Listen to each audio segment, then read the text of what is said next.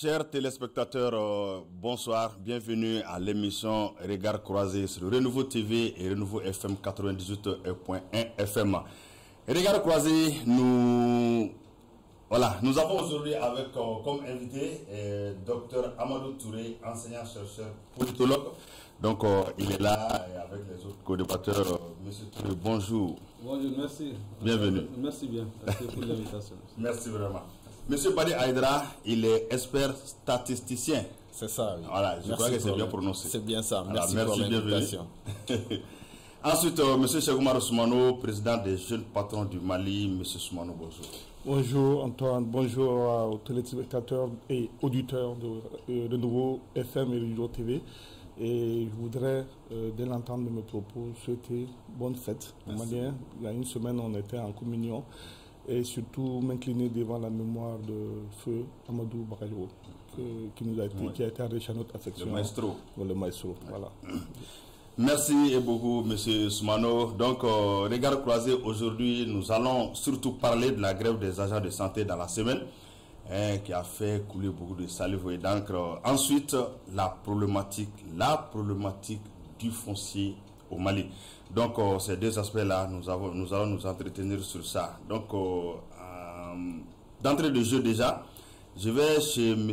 Touré. M. Touré, les agents de santé étaient en grève. Et cette grève-là était adossée à un problème foncier. Mais avant d'entrer dans le problème foncier, quelle a été votre analyse pendant cette semaine sur cette grève des agents de la santé? Sur cette grève, c'est vraiment une situation qui amène à nous poser la question quelle a été l'utilité du pacte de stabilité et de croissance avec le gouvernement. Si le pacte existe, quelle a été son importance? Le pacte est-il en péril? Si on va au-delà, cette grève aussi peut noter, rappeler quelques facteurs, notamment la non-satisfaction de certaines doléances, notamment de la société civile, de la socio-économique. Ça peut amener aussi une certaine défiance des syndicats vis-à-vis des autorités pour aller à une grève.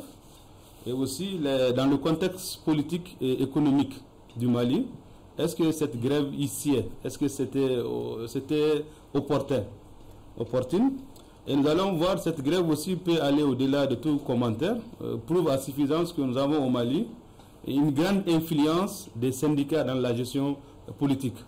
Maintenant, sur le cas spécifique de la santé, moi je suis malheureux parce que, comme on l'a dit, la santé est un droit fondamental. Oui. C'est un droit fondamental. La grève des syndicats est encadrée par la Constitution. Là, vous, c'est un droit. Donc, il y a deux droits consécutivement qui se confrontent. Mais au-delà de tout, on peut dire que les deux cas, notamment la santé et puis le SINABEF, des banquiers, les deux points, c'est des piliers de l'économie. Quand on prend la banque, c'est les piliers financiers de l'économie. Quand la banque grève, ça se sent. Ça crée des frustrations.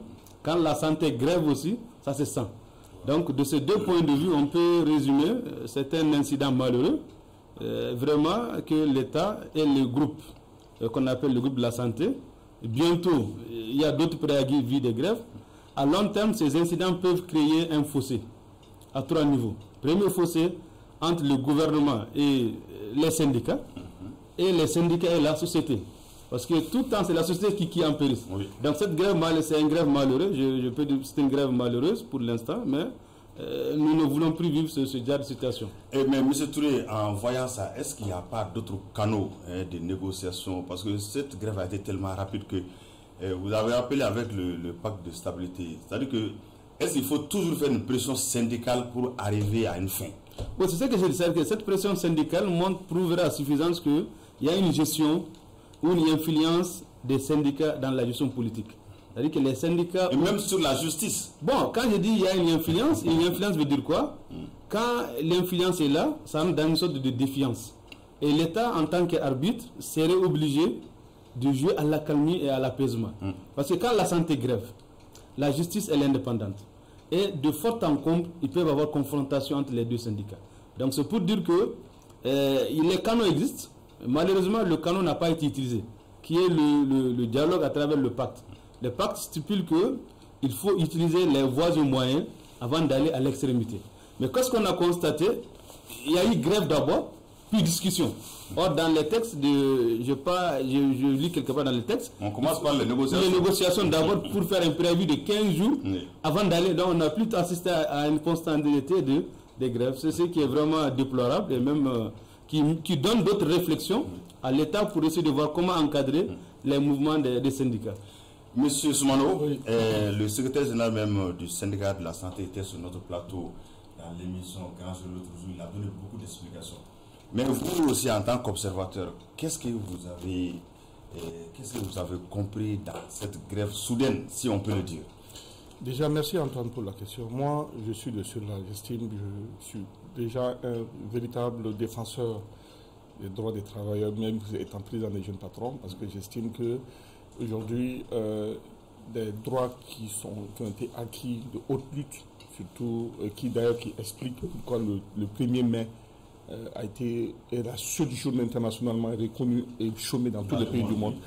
Donc ça veut vous dire que les droits des travailleurs, on est obligé de les respecter.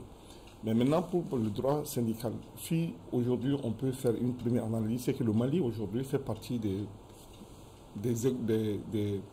pays modèles qui aujourd'hui reconnaissent les droits des syndicats.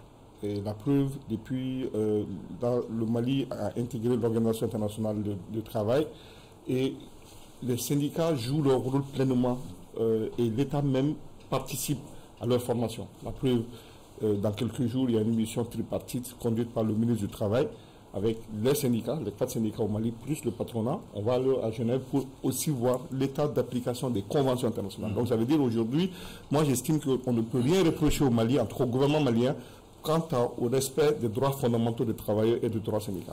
Maintenant, la question aujourd'hui qui se pose, dès l'instant qu'il y a débrayage, en guillemets, et qu'il y a un corps, parce que pour moi, tous les corps sont sensibles. Nous ne regardons absolument pas du côté de la santé, du côté de la banque.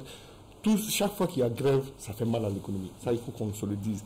Si c'est les enseignants qui parlent... toujours avec un problème judiciaire, s'il faut faire une grève ou bien une pression sociale, c'est compliqué. C'est ce que j'ai dit. J'ai dit il faut déjà qu'on essaie de dire qu'à tous les niveaux. Parce que c'est ce qu'on voit. Parce que généralement, on voit la banque opposée peut-être à la justice ou la santé opposée à la justice. Mais il y a entre-temps d'autres qui grèvent aussi. Hein. Il y a par exemple des enseignants, c'est devenu de façon récurrente, où on le voit, mais eux, il n'y a pas d'opposition avec la justice. Moi, je ne voudrais pas qu'on aille sur ça. Il faut qu'on sorte de cela. Il a parlé d'un document précieux qui a été aussi à donner l'espoir. En disant que pendant le reste de la transition, il n'y aura pas de débrayage. Les uns et les autres vont essayer de s'abstenir à ne pas faire de grève. Mais quelque part aussi, quand on écoute... Mais c'est le papier vole en éclat aujourd'hui. Je ne pense pas que ça vole en éclat. Je sais qu'il y a beaucoup d'efforts. Vous savez, avant qu'on arrive à la grève, c'est pour cela souvent, je dis, le ministre que je plains le plus, et d'ailleurs dont je suis le plus proche, qui est le ministre de la fonction publique, il est tout le temps en train d'éteindre le feu. Mais il ne parle pas. C'est quelqu'un qui fait un travail remarquable et il se plaît dans ça parce qu'il n'a fait que ça dans sa vie. Il a été inspecteur de travail, donc c'est un des grands experts en matière de dialogue social. Mais si aujourd'hui vous voyez, imaginez, quand vous arrivez ministre de la fonction publique, si on regardait tout ce qui était ministre de la justice, ministre de la fonction publique, je veux dire, mais ces derniers temps, quand ils viennent trouver au moins une vingtaine de préavis de grève. Donc quand tu éteins 1, 2, 3, il y a 5 ou 6, tu ne pourras pas gérer. Donc on a comme l'impression que en fait ça leur échappe. Mais il y a un travail parce que c'est des négociations qui durent, parce que chacun se calme sur sa position. C'est assez de problèmes aussi. Assez de problèmes. Donc ce qu'il y a, c'est pour cela quand il y a eu la signature sur ce document dont il a fait allusion, moi j'estime que ce document n'a pas, il y a peut-être des incompréhensions, mais c'est déjà bien que ça existe parce que ça n'a pas encore été dénoncé. Et encore une fois, certains même diront que c'est pas parce que le document là existe que ça leur enlève le droit d'aller en grève. Certains font cette interprétation, mais moi je pense que chacun, comme il a dit, si on pense un peu à l'intérêt de la nation, parce que finalement, si on se met comme ça, en fait, il ne faut pas penser qu'on est en train de combattre peut-être le gouvernement, mais plutôt c'est faire mal à la population. Parce qu'imaginez, quand on dit on n'admet plus de médecins... Là, ça devient compliqué. Voilà, quand on n'admet plus de patients, alors qu'on ne programme pas sa maladie. On ne programme pas les urgences. Oui, parce qu'il y a des nouvelles admissions. Voilà, on ne programme. Donc, ça veut dire que je pense qu'il faut vraiment qu'on essaie de voir. Et moi, j'ai toujours dit qu'il fallait revoir même la forme des grèves au Mali. D'accord. Monsieur Balaïdra, la semaine a été vraiment marquée par cette grève.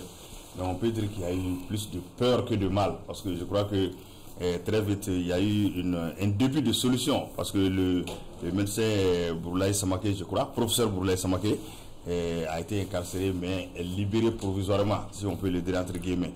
Donc, quelle analyse faites-vous vraiment de cet événement, on peut dire malheureux, pendant la semaine? Merci. Cet événement est le révélateur d'un certain nombre de problèmes structurels que nous avons dans notre pays depuis 30 ans. Déjà, vous l'avez dit, c'est adossé à un litige foncier. On reviendra sur l'aspect foncier en deuxième aspect. Mais quand moi j'ai vu les informations, première question, en quoi un litige foncier d'un professeur concernerait une grève? Donc, on a, comme vous l'avez dit, on a entendu les différentes interventions. Et on se rend compte qu'en réalité, la parcelle en question a été obtenue via Gabriel Touré, qui aurait racheté les parcelles et revendu dans toutes les entreprises le font. Il y a deux cas de figure.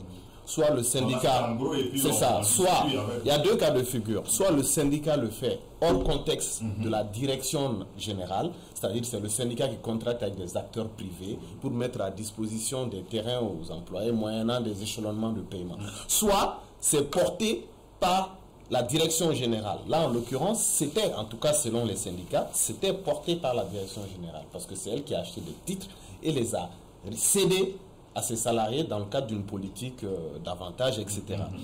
Donc, on est en droit de se poser la question, est-ce que, parce que c'est la direction qui l'a fait, ça rentre dans le cadre de leur activité professionnelle? Parce qu'on a vu les syndicats dire que quand on arrête quelqu'un dans leur domaine, il faut prévenir l'ordre, etc. des entités. Sauf qu'en général, quand on donne ce genre de mesures, c'est dans l'exercice des fonctions. Maintenant, est-ce que ce sujet concerne l'exercice des fonctions parce que la direction est clairement impliquée? Mais leur secrétaire qui était là, on a posé la question, il dit et leur collègue a été incarcéré de façon injuste, alors que c'est un problème judiciaire.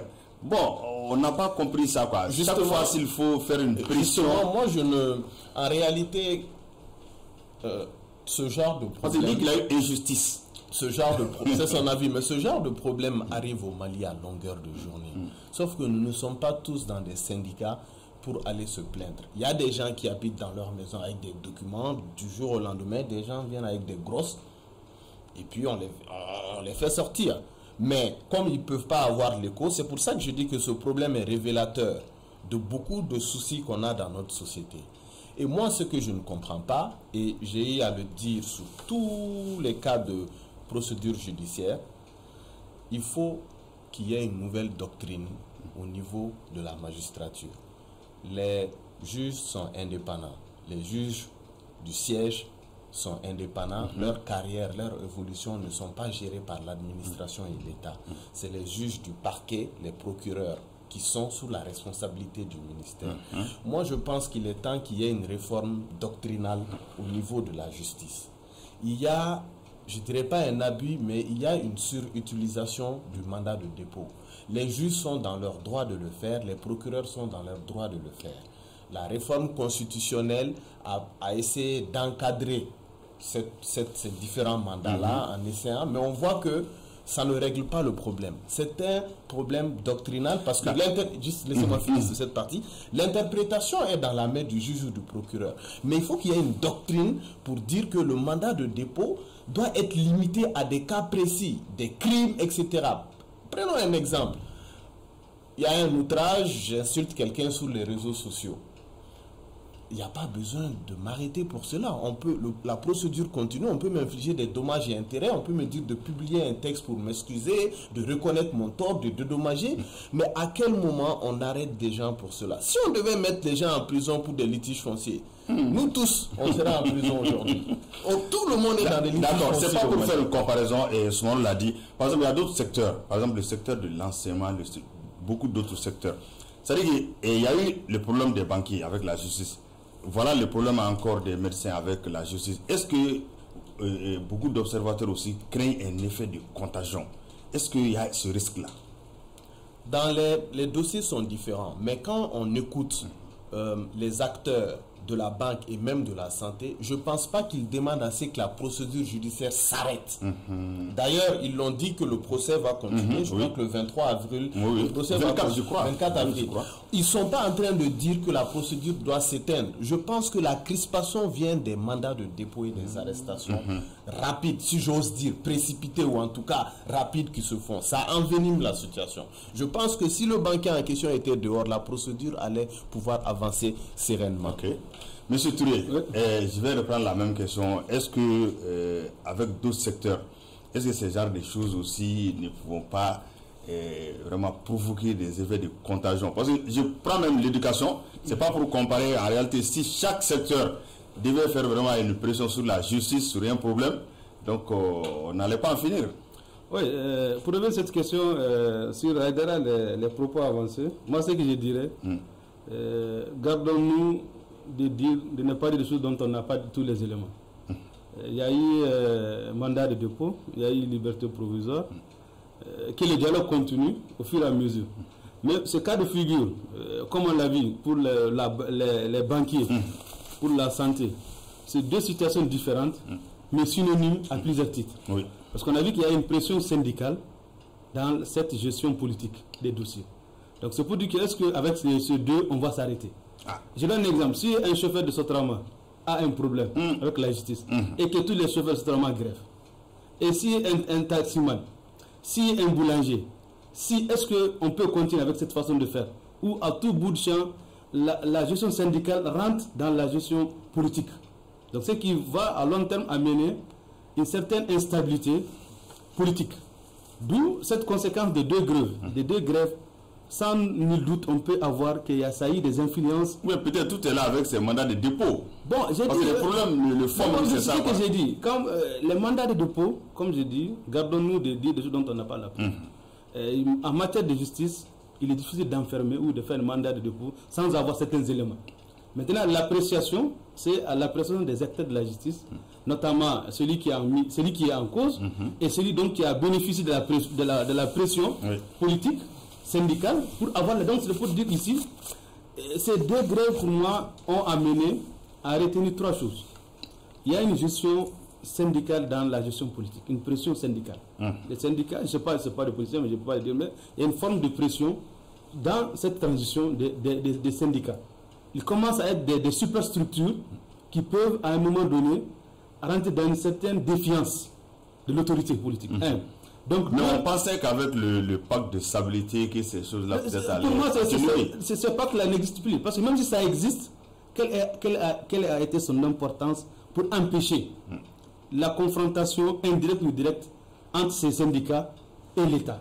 Et là, par ricochet, il y a les centrales syndicales aussi qui, en réalité, ont leur part dans ce qui se passe. Parce que les centrales syndicales renferment les syndicats, les groupes et les démembrements existent. Donc, comme je dis, en premier lieu, ça fragilise une certaine fragilité de la transition politique. Parce qu'il y a une gestion des syndicats qui deviennent des superstructures. En deuxième point, ça amène quoi? Ça amène à ce que la division continue. Parce qu'un citoyen qui part à l'hôpital, comme l'a dit notre doyen, Soumano, il est malade, il ne programme pas, il tombe malade. Il va être soigné. Et dans la Constitution, la santé est un droit fondamental. Nous sommes en grève. Qu'est-ce qu'il va faire? Un banquier à la fête, la fin du mois, tu dois payer les salaires. Le service minimum ne suffit pas. Et trois aussi, qu'est-ce qui va amener? Ça va impacter l'image du Mali vis-à-vis des partenaires, vis-à-vis de la politique interne. C'est-à-dire que est-ce que ces syndicats, à un moment donné, jouent plus que leur rôle? Parce que moi, je pense que les syndicats doivent jouer leur rôle dans la calmie, pas dans la confrontation, pas dans une sorte de défiance de l'autorité publique. Parce que comme je vous l'ai dit, nous tendons vers plusieurs grèves. Et ça, ce n'est pas la deuxième ni la troisième, parce que quand ça ne va pas, les gens vont toujours continuer, parce que c'est un mécanisme. Il n'y a pas de 2, il n'y a pas de 1, 102, 200, 103. On l'a dit, très souvent. Mais qu'est-ce qu'il faut? Il faudrait que les gens mettent le Mali au-dessus de tout. Et comme je l'ai dit, il est urgent, opportun que les autorités prennent des mesures. À défaut d'avoir des moratoires avec les syndicats, il faut aller tout simplement à la suspension des activités syndicales, en attendant de voir clair. Donc pour terminer avec ce chapitre, M. Soumano, professeur Samake a été libéré. Mais, donc la procédure continue. Donc la procédure continue, en tout cas la grève est terminée, mais selon vous, qu'est-ce qu'il faut faire vraiment pour que cette affaire, on puisse avoir vraiment un dénouement heureux avec cette affaire-là? Moi, je pense que, vous savez, il faudrait déjà que les uns et les autres, on mette tout dans un contexte bien précis. On est tous justiciables. Vous savez, la justice est là pour réguler et dire le droit par rapport à un certain nombre de comportements. Et c'est pour cela, il a dit, je partage parfaitement la pensée de mon frère, mon vis-à-vis, qui dit qu'il faut éviter de punir sur des choses dont on n'a pas tout. Vous savez, le juge aujourd'hui, on a au Mali des juges très professionnels, très compétents. Et je pense que quand on délivre le mandat de dépôt, souvent certains membres de la population peuvent penser qu'il y a un abus, etc. Moi, j'estime qu'il ne faut pas voir sur ce angle-là. Il faut voir qu'aujourd'hui, les juges aussi ont un syndicat. Vous savez, à un moment donné, quand la justice allait en grève, je vous dis, même ceux qui vous devaient attendre leur demande de leur papier, serait-ce que pour pouvoir se remarier, il y a eu 3 ou 4 mois, mais c'était compliqué. Parce que aussi, c'est une corporation aussi qui a un syndicat. Et donc, si on essaie d'opposer quelqu'un qui fait son travail, le syndicat vient soutenir, pour moi, il n'y a pas de problème. Il y a un risque d'affrontement d'un syndicat. C'est pour cela qu'il dit, à un moment donné, il faut qu'on essaie de voir, parce que finalement, on ne comprend pas. Il y a des choses, souvent, pour moi, les luttes syndicales, pour moi, doivent aller pour le bien-être des travailleurs. C'est ça, moi, ma logique. C'est-à-dire demander à ce que les salaires soient augmentés, c'est-à-dire qu'on leur paye des abus, et même, comme on appelle, par exemple, pour ceux qui n'ont pas de droit, par exemple, la sécurité sociale, qu'on se bat pour que ceci. Mais maintenant, comme il dit, si on est dans une logique que ça soit une espèce de... comment je superstructure. Bon, pas superstructure, mais que ça soit une espèce de solidarité à l'endroit d'X pour pouvoir l'aider à régler un problème personnel. C'est là où c'est compliqué, parce qu'à un certain moment donné, on ne sait plus. Donc, il faudrait... mais là, souvent, ce que je vois, c'est que aussi, les responsables de ces syndicats prennent en tout cas le temps de faire adopter en assemblée générale leur mot d'ordre de grève. C'est là où souvent c'est un peu difficile de critiquer, parce qu'aujourd'hui, quand on se met d'accord, on dit bon, allons-y en grève, on fait ça, ça va devenir un mot d'ordre. Donc c'est là où il faudrait vraiment qu'on essaie de voir qu'il y a... il ne faut pas opposer les uns des autres, parce que comme j'ai dit, il faut qu'on évite d'aller à un affrontement entre les syndicats, parce que ceux qu'on veut aussi combattre ont aussi des syndicats et qui peuvent aussi aller en grève. Donc la procédure continue, M. Aïdra et professeur Samake est libre, mais la procédure continue. Donc qu'est-ce que vous pouvez dire aujourd'hui pour qu'on aille vers un apaisement? D'abord, tout le monde doit respecter la procédure et la justice. Ce qui est bien avec la justice, la procédure peut continuer. Si on n'est pas d'accord, on a des voies de recours pour contester. Ça peut aller jusqu'au plus haut niveau, le Conseil constitutionnel, etc., ou la Cour suprême en ce qui concerne le Mali. Donc, il est important que ce processus soit suivi et ne soit pas perturbé. De l'autre côté, je pense que je me pose un certain nombre de questions. La procédure est en train de continuer. Dans le même temps, on voit des personnels de la mairie de Kati ou la préfecture, un responsable qui se présente comme quelqu'un du contentieux qui dit qu'il y a eu une erreur. Moi, ce que je ne comprends pas, c'est que je ne suis pas juriste, peut-être Soumane doit nous donner... S'il y a erreur, cette erreur doit être reconnue dans le cadre d'un contentieux administratif. Donc, la personne introduit un contentieux administratif. Si quelqu'un vient me voir pour dire que mon terrain l'appartient, on va vis-à-vis de l'administration, chacun amène ses documents, l'administration échange. Si on n'est pas encore satisfait, on fait un contentieux réel administratif, c'est une procédure. Donc, si des agents de l'État, même s'il y a la décentralisation, des acteurs assermentés, l'État les a donné le droit de faire ce travail, si eux-mêmes reconnaissent que en réalité ils se sont trompés, c'est ceux qui débossent sur cette affaire, pourquoi la chose ne se règle pas en contentieux administratif avant d'en arriver là? Moi, c'est cette incompréhension dans cette affaire. C'est ce que j'ai eu à le dire. Les syndicats aussi doivent comprendre qu'on ne peut pas faire pression sur la justice pour à tout moment. Ça peut donner l'impression d'un pays à deux vitesses, les citoyens lambda et les citoyens qui sont dans des corporations. Donc, ils doivent savoir qu'il faut respecter la justice. Et je l'ai dit, la justice aussi doit faire ses réformes doctrinales. Parce qu'il y a beaucoup d'observateurs aujourd'hui au Mali qui craignent vraiment cet affrontement entre syndicats. Parce que si jamais ça continue comme ça et que ça va être une lutte entre syndicats, vraiment, le pays va prendre un coup. La balle est dans le camp de la justice. Dans un pays où la justice fait bien son travail, normalement, elle arrive à concilier tous les cas et ces décisions sont acceptées et respectées par l'ensemble de la population. Merci beaucoup. Donc, chers téléspectateurs, nous allons entamer le deuxième thème. Oui, je continue. Bon, pas pour lui, mais dans la situation actuelle, il est important de révéler que la situation actuelle du pays reste tendue et volatile. Parce que dans un proche avenir, on peut avoir la certitude, la poursuite des mouvements de grève dans divers secteurs. À cela, on peut avoir aussi une radicalisation des revendications si le dialogue reste infructueux.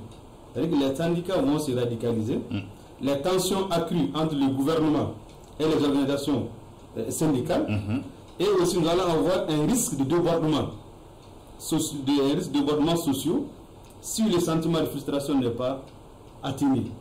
Et à ce mesure où moi j'interpelle l'État, il est opportun que l'État prenne des mesures, à défaut d'avoir des mesures sous forme de moratoire, des mouvements. Est-ce qu'on peut anticiper ce genre de choses? On peut anticiper. Les revendications sont là, les mots de grève sont là. L'État a toujours le pouvoir de mettre l'intérêt de la nation à travers les intérêts particuliers des syndicats. Parce que tout le monde n'est pas dans les syndicats. Ceux qui sont dans les syndicats sont ceux qui sont formels. Il y a combien de gens qui ne travaillent pas, qui ne se reconnaissent pas dans les syndicats? Ils sont maliens comme nous. Il faudrait que l'État prenne des mesures dans ce sens, à défaut d'avoir des moratoires, prendre tout simplement des mesures pour suspendre les activités syndicales jusqu'à ce que l'ordre soit. Ça va être on va dans le deuxième chapitre, la problématique du foncier au Mali, parce que tout part de là, avec cette grève-là. Vraiment, M. Touré, aujourd'hui, on peut acheter une voiture, une moto, on va dans l'alimentation, on achète des produits au marché, tout ça.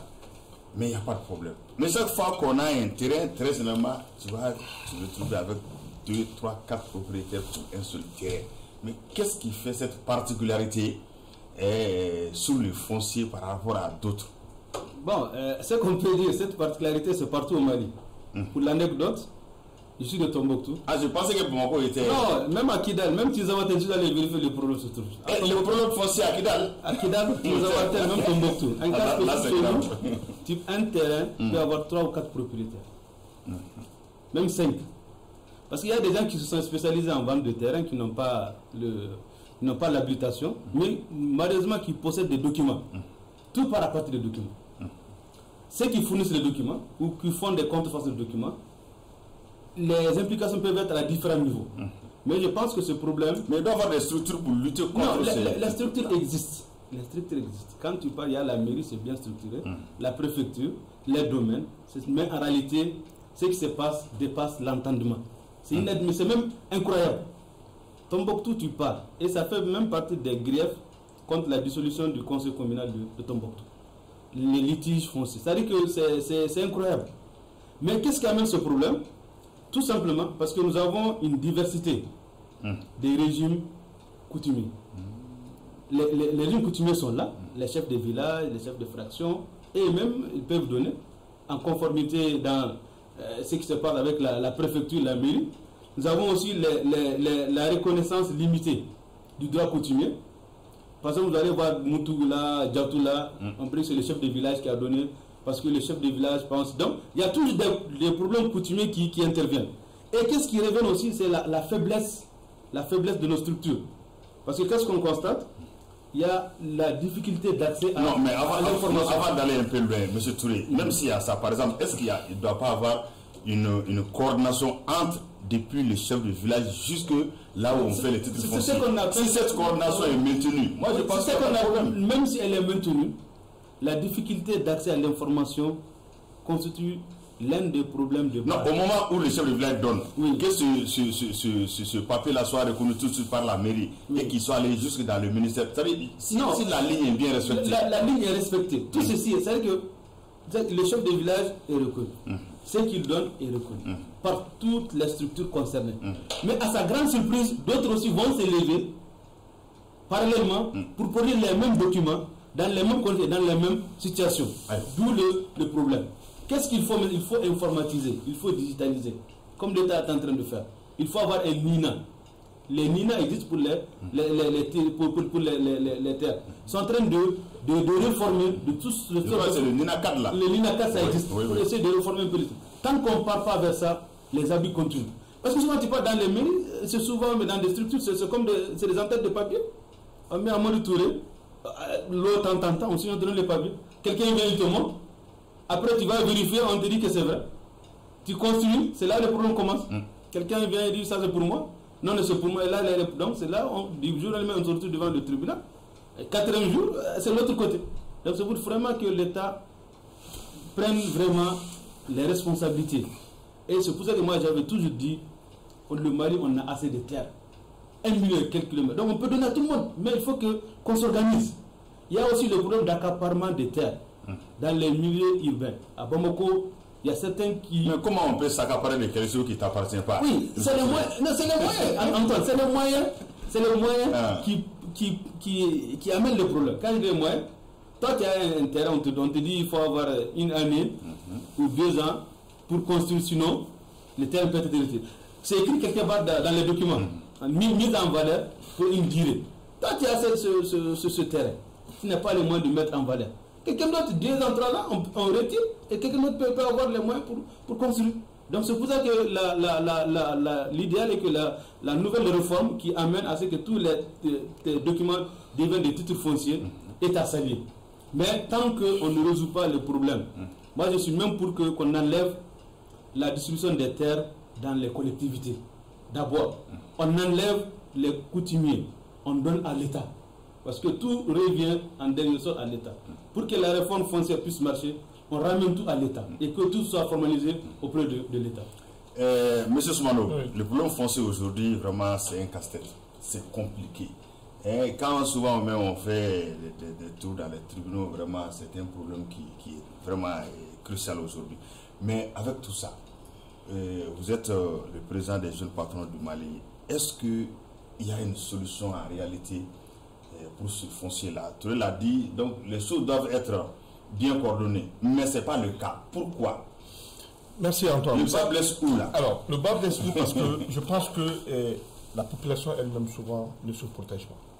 Elle ne prend pas les dispositions que la loi indique et les démarches à suivre.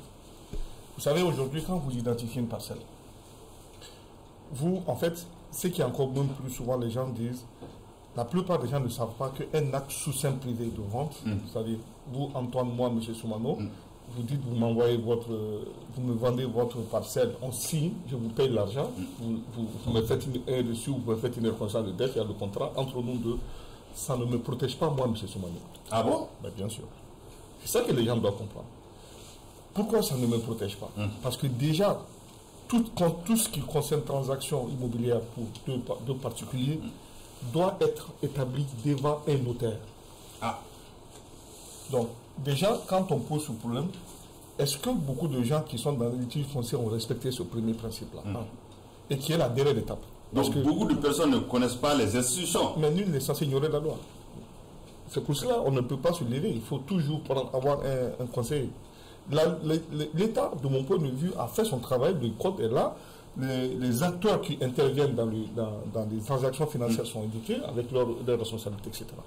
Deuxième des choses, quand vous voyez une parcelle, la vérification vous incombe à vous, vous qui voulez acheter. Donc, et vous devrez aussi vous rassurer que le titre, la parcelle en question existe. Donc, vous devrez appeler le géomètre pour qu'il aille vous montrer la parcelle. Ça, c'est important. Maintenant, autre chose que je vais vous dire, vous savez, il y a beaucoup de droits à payer. Donc, beaucoup de gens, par malice, évitent de payer ces droits-là. Et ça les met dans des situations inconfortables. Souvent même, vous allez devant le notaire. Vous payez la transcription de l'acte, c'est-à-dire le contrat parce que la loi dit que le contrat doit être solennel, un contrat fait par un notaire. Vous payez le montant en notaire, vous payez le prix, mais il y a d'autres frais à payer et les gens estiment que ce n'est pas nécessaire de les payer. Et en estimant que ce n'est pas nécessaire de les payer, ça vous met dans une situation de fragilité.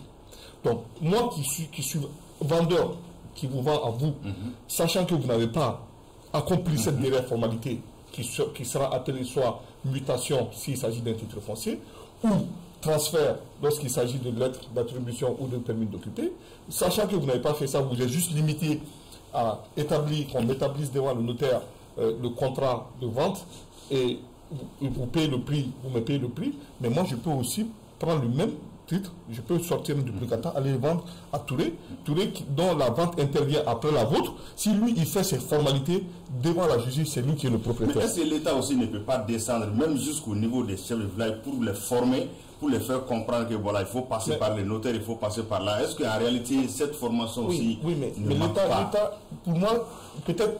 sensibilisation. Je crois que ça va des millions de personnes aujourd'hui qui ont des parcelles mais qui ne savent même pas qu'on a passé chez un notaire. Oui, mais Antoine, c'est là où c'est pour ça que j'ai dit que la population et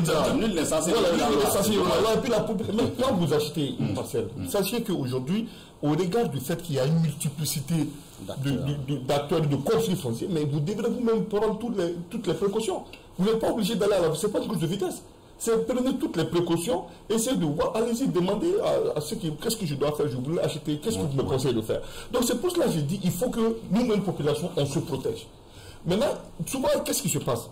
On peut aussi être amené à construire sur un titre global. C'est-à-dire qu'il y a beaucoup de problèmes avec ça. Voilà. Mais là, si vous n'êtes pas propriétaire parce qu'on vous donne juste un acte sur de propriété que vous avez acheté, mais il n'y a pas de titre. Et généralement, si pour nous-mêmes, les gens des opérateurs d'économie qui veulent aller prendre des prêts au niveau des banques, on leur demande un titre foncier individuel, il n'y en a pas.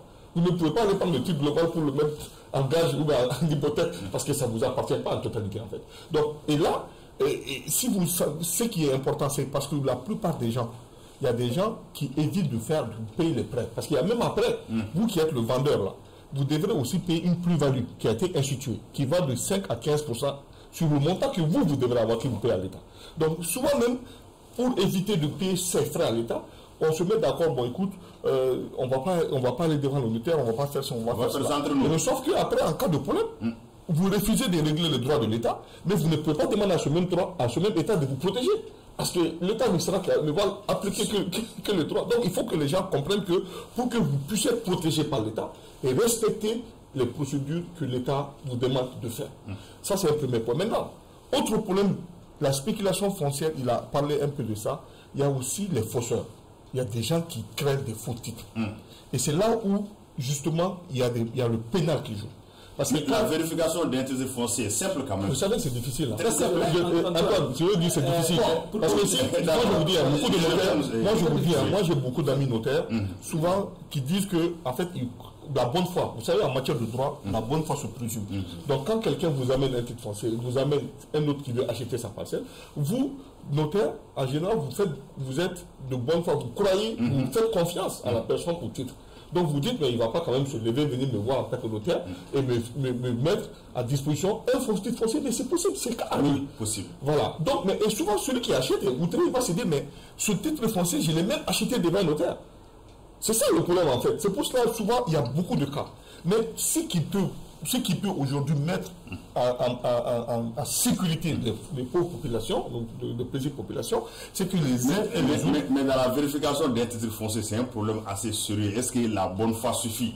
Non, je dis souvent, je dis qu'il y a eu le notaire peut te regarder, je vais aller vérifier. Non, en réalité, comme j'ai dit, il y a ça, mais bon, après, vous savez, il y a certains qui sont rodés dans la profession, qui savent, ils voient des gens, ils savent que non, ça c'est pas possible, eux peuvent avoir le réflexe. Mais c'est pour ça pour dire que chacun doit prendre des précautions à son niveau. Mais le plus important, c'est que les uns et les autres doivent savoir que le contrat de vente doivent être établis devant un notaire. Et ensuite, vous devrez payer des droits de transfert. Donc on a une mutation à faire. Voilà, parce qu'il y a des millions de Maliens aujourd'hui qui ont des parcelles qui ne savent même pas où se trouve le notaire. Oui, mais c'est pas moi qui le dis, c'est dans les textes. C'est ça, c'est voilà, donc c'est dans les textes. Vraiment. Donc même si vous avez un contrat, comme on dit, vous et moi seulement, on établit ce contrat de vente, ce contrat ne suffit pas. C'est un contrat, du point de vue de la loi, c'est un contrat qui doit être fait devant le notaire. C'est important à savoir. Déjà, si on résout ce problème-là, je pense qu'on pourra résoudre pas mal d'autres. Monsieur Edra, nul n'est censé ignorer la loi. Même si tu n'es pas allé à l'école, même si tu ne sais pas écrire. Ah, la loi dit que tu me connais. Donc, vraiment, avec ce problème foncier aujourd'hui, en réalité, qu'est-ce qui doit être fait? Bon, l'État même a cessé à donner l'ordre avec les mairies et les chefs de village. Je crois qu'aujourd'hui, on ne peut pas donner de papier. Tous quand même. Bon, en fait, en tout cas, on va vers l'INACAD. Mais toujours, il y a des problèmes antérieurs, il y a des problèmes. C'est un véritable labyrinthe aujourd'hui. Bon, d'accord, il y a la bonne foi de l'État, ils ont amené des structures, il faut digitaliser tout. Mais aujourd'hui, en réalité, qu'est-ce qu'il faut faire? Parce que ce monde l'a dit aussi, la population aussi, il faut que la population aussi voit sa part dans cette affaire-là. Donc, quand on a intérêt, il faut tout faire pour passer par des canaux, vraiment des canaux légaux pour s'assurer de la véracité de ce papier-là. Je suis d'accord avec ce que Soumano a dit en ce qui concerne les devoirs des gens qui achètent les terrains.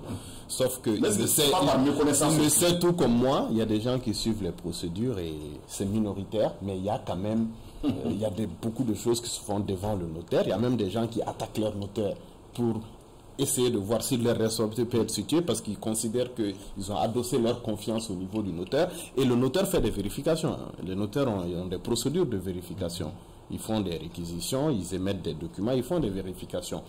Pourquoi, malgré un certain nombre de vérifications, il y a des problèmes? En fait, ce souci prend sa source depuis avant la colonisation, pendant la colonisation. Et on va reculer loin. Oui, vous avez suivi les problèmes fonciers en Côte d'Ivoire. Ces problèmes sont à peu près pareils dans tous les pays africains, en tout cas en Afrique de l'Ouest que je maîtrise bien. Ça vient d'un point fondamental qui est constitutionnel. La terre appartient aux communautés locales. Ça, c'est des textes qu'on ne retrouve pas dans la plupart des États régaliens anciens, très anciens, qui ont eu à faire ces réformes-là pour dialoguer et récupérer. Quand on dit que la terre appartient aux communautés locales, c'est un problème. Dans la plupart des États, la terre appartient à l'État. Il y a la propriété et l'usage.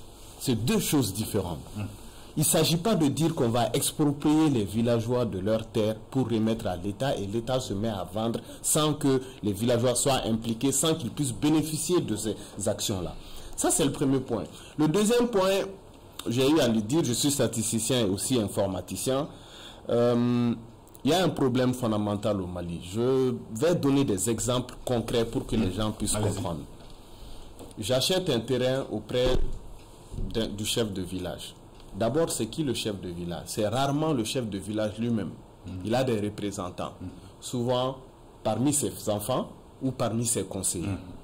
Souvent, pendant une période donnée, c'est le premier fils qui vend, il n'est plus là, il donne à un cousin qui agit à sa place. Dès à ce niveau-là, des fois, il y a des personnes qui agissent dans le dos du chef de village. Parce que quand on dit le chef de village, c'est une personne. Mais à la base, c'est censé être un conseil, une structure. On peut faire ça à son insu. Mais bien sûr, mais bien sûr. Et des fois, moi, donc j'achète en 2010 avec le chef de village qui mandate son premier fils. On fait tout correctement. 5 ans après, le fils a quitté le village, il y a un cousin, un oncle qui est mandaté. Il va, pour des raisons de malversation, il va se mettre à vendre, ils le savent très bien, le même terrain. Comme c'est des attributions villageoises, comme Soumano a eu à le dire, la première personne qui fait toutes les procédures pour sortir son titre, c'est à elle. Donc ça, c'est devenu une course de vitesse. Or, il y a des moyens qu'il faut engager pour ces procédures.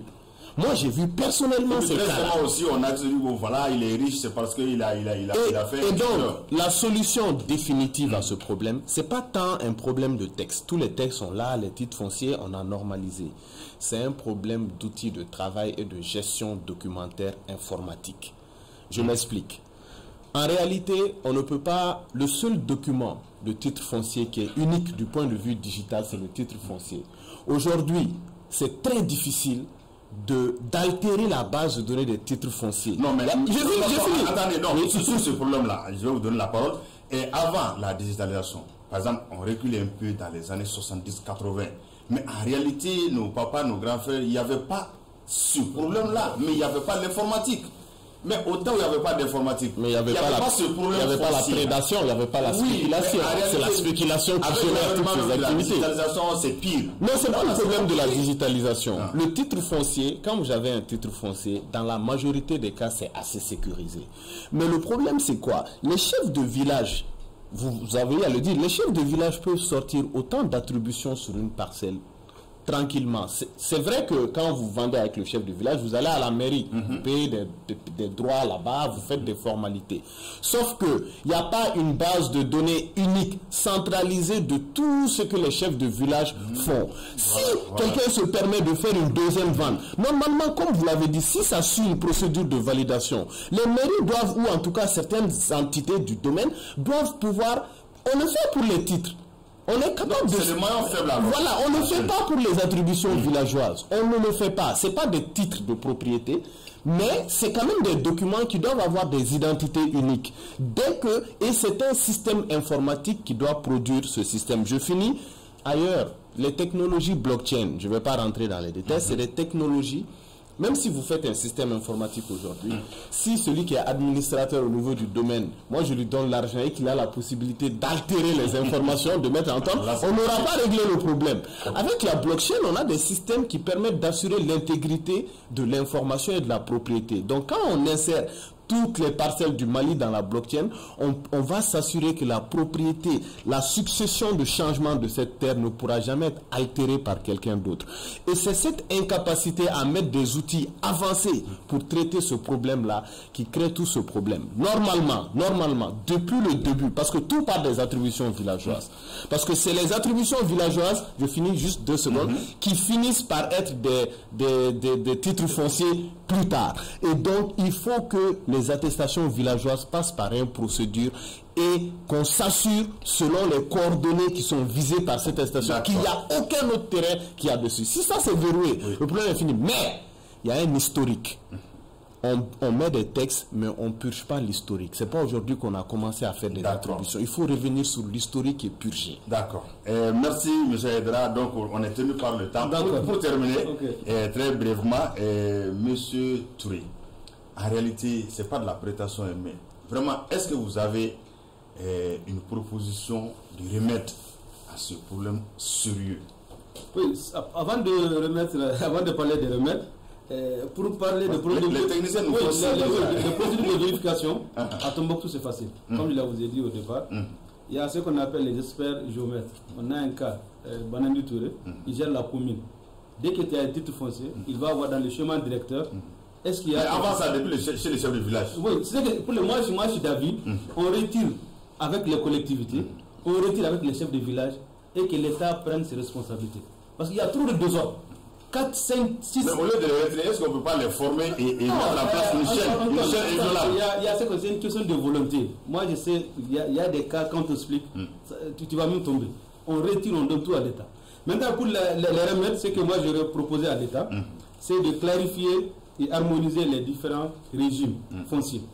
Il faut harmoniser tout ce qui existe, clarifier les rôles, renforcer et moderniser le système cadastral et domanial. Il faut renforcer les acteurs, les former, les sensibiliser et les ramener à la raison. Améliorer la gouvernance foncière en garantissant la transparence, la participation, la redevabilité et surtout la lutte contre la corruption. Et aussi en renforçant les institutions, la capacité des institutions qui doivent vérifier. Et aussi en développant des mécanismes efficaces et de prévention efficaces pour éviter et de faire les préventions de résolution des conflits. Parce que comme je l'ai dit, au Mali, tant qu'on n'intègre pas la dimension financière, la dimension foncière dans les politiques de développement sectoriel, le problème existe. Au Mali, qu'est-ce qu'on a aujourd'hui? La résolution des problèmes fonciers est une condition essentielle pour la promotion d'un développement économique inclusif, durable.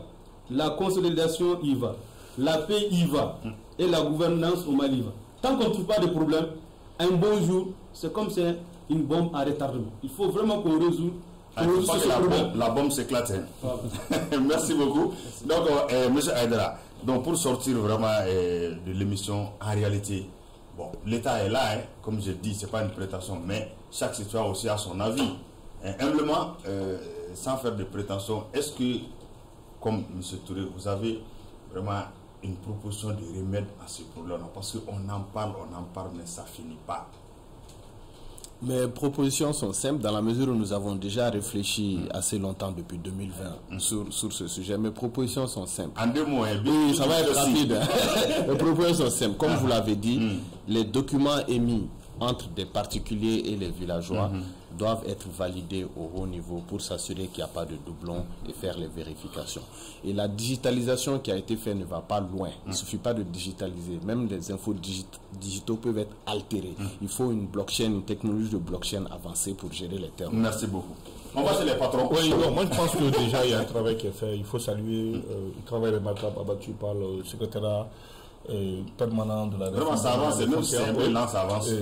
Donc le colonel à la tête fait un travail remarquable de FACA. Et en même temps, aussi, je demanderai aux populations, parce qu'on est tous susceptibles d'être victimes de ça, de prendre des mesures de vérification. Et puis, le début. Oui, non, c'est clair, parce que en fait, c'est ce que j'ai dit, on est tous susceptibles d'être confrontés à ça. Moi, si je n'investis pas depuis un mois dans un domaine sur le français, j'ai arrêté d'investir dans le foncier pour éviter les problèmes.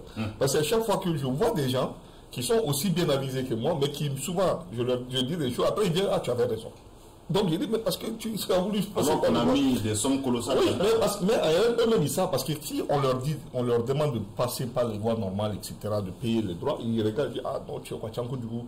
Ils essaient eux-mêmes de passer par les... Et si tu passes par une voie de en cas de problème. En cas de problème, tu le sais.